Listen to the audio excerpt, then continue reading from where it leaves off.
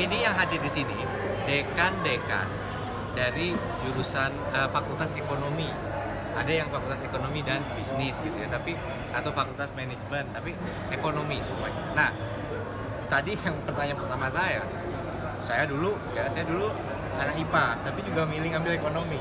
Alasan saya udah agak bosan tuh ngeliatin matematika sama fisika. Baru sekarang mulai tertarik lagi tapi waktu itu akhirnya sedang ekonomi karena ekonomi nyambung bener tuh sama apa yang kita lihat di berita sehari-hari gitu. Nah, sudah 20 tahun berlalu. Nah, ternyata memang fakultas ekonomi selalu jadi fakultas terbesar di setiap universitas. Peminatnya tinggi. Tapi ternyata diakui bahwa itu karena negeri. Nah, yang tidak negeri itu memang sudah mulai juga ada kesulitan untuk mencari murid mahasiswa di jurusan-jurusan ekonomi karena ada perubahan zaman yang luar biasa.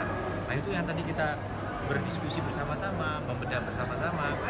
Apalagi sekarang ada istilah Merdeka Belajar.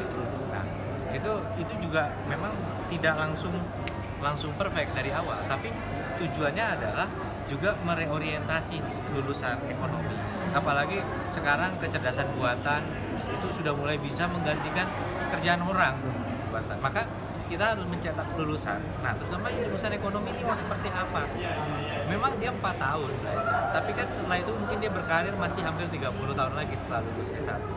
Jangan sampai 30 tahun berkarir itu terkungkung oleh 4 tahun ini.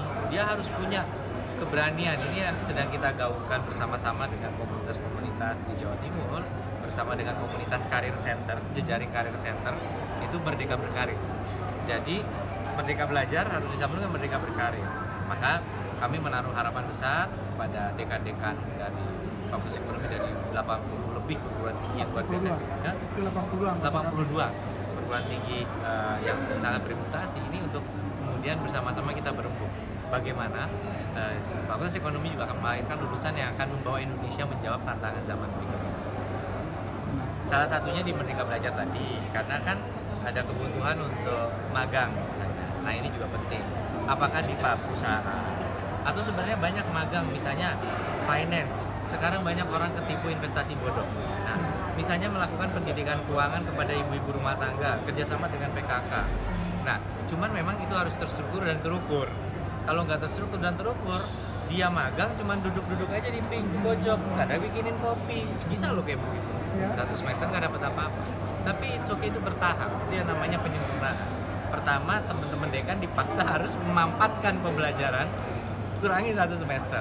Kemudian ruang itu dipakai untuk mengisi sesuatu yang akan menambah cakrawala berpikir dari lulusan-lulusan